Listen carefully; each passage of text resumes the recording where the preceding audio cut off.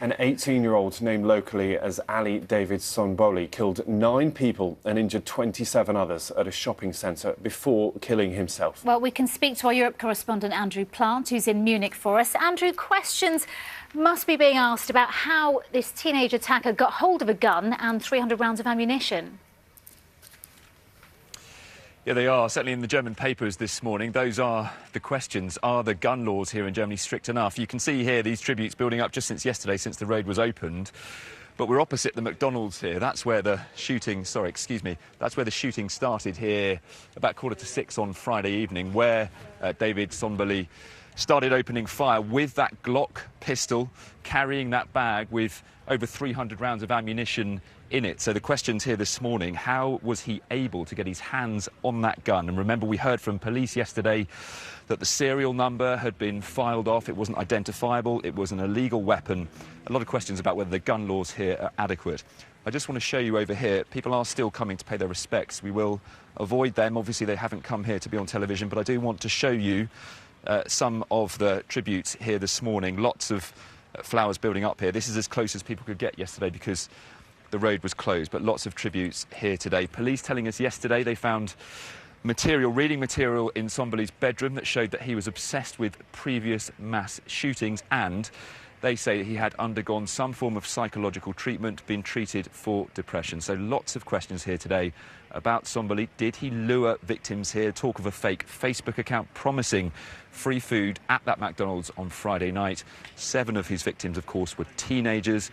Germany here this morning mourning the loss of so many young people, but lots of questions here still to be answered. Andrew Plant, thank you, Andrew, at the scene of the attack in Munich.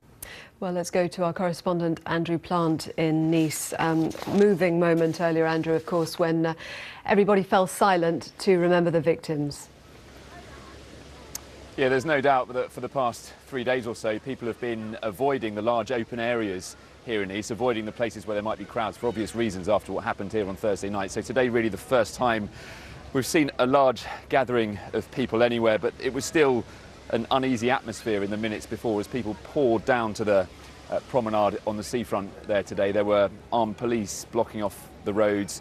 Anybody with a rucksack or a large bag going through was having it checked. So I think there was still a lot of nerves about meeting in that place where that attack happened, where so many people are pushed together into a small space. But it was extremely moving here. In fact, there was a spontaneous rendition of the French national anthem, the Marseillaise, normally a sort of fairly bombastic, pretty loud national anthem, but today it was slow, it was sombre, and I think it really sums up the mood here in France, in Nice at the moment. You can probably see behind me, actually, there's a few police cars just over there in the distance.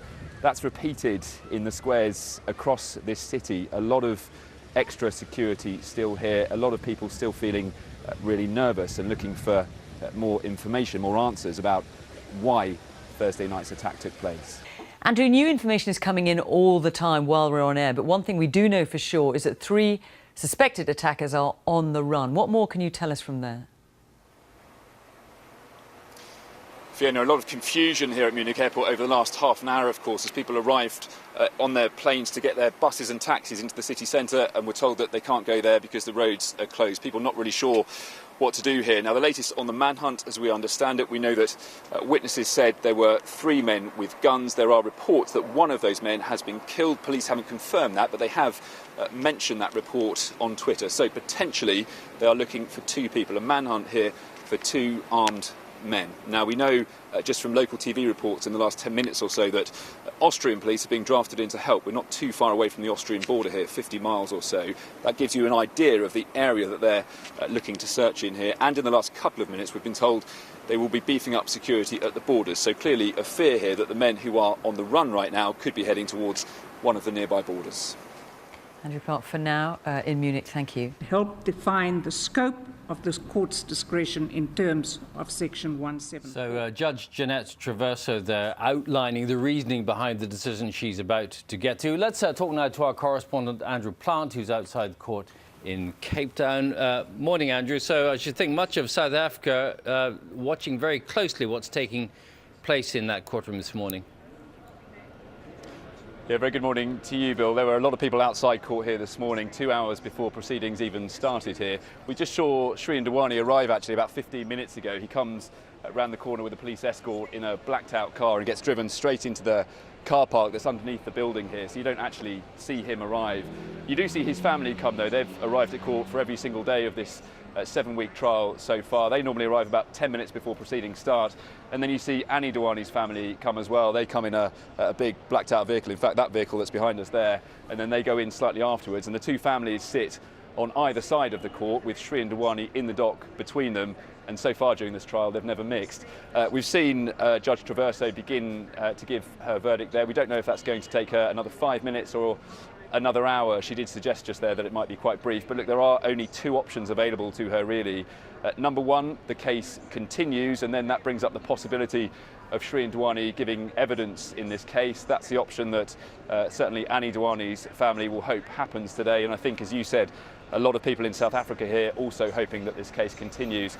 Option number two is the one that Shrien Dewani and his family will be hoping for, because if she decides that there is enough evidence to realistically convict him, then effectively she throws the case out and he would be immediately free to go. He could hop on a plane back to the UK in the next couple of days and be home in time for Christmas. So only two options available to the judge here, and we are just hearing what she's going to decide here this morning. All right, Andrew, thanks very much. Andrew Plant there outside the courtroom in Cape Town. It opens to the public this weekend, but Andrew Plant has been given a preview. This property is relatively unimportant.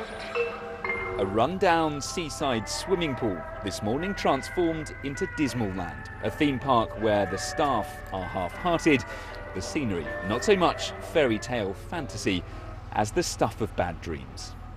So this is what you see as soon as you come in the door here. I suppose it looks like a theme park that was closed 10 years ago. I mean, look at the fountain here, but this is carefully constructed chaos. Now, Banksy has put out a press release this morning. In it, he's asked what's the big theme of this theme park, and he says, well, perhaps the big theme is that theme parks should have bigger themes, whatever that means. But anyway, this is one of the new Banksys. There are 10 new works here, we're told by him. This is called The Castle, and you can go inside, it's fully interactive. There are also, we're told, 50 other works by international artists here too. Dirk from the Merc. Every fairground tradition has been twisted. The impossibility of winning a prize, the stallholders all as unhelpful as possible. What do you think this is going to do to people's brains when they come into Dismal Land? I think it's going to mess with them.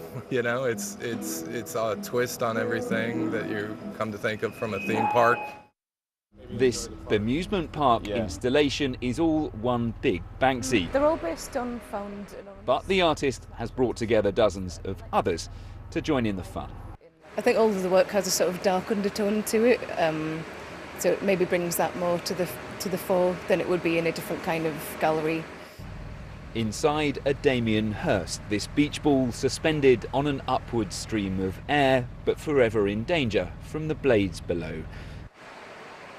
Around every corner something subversive, death on the dodgems.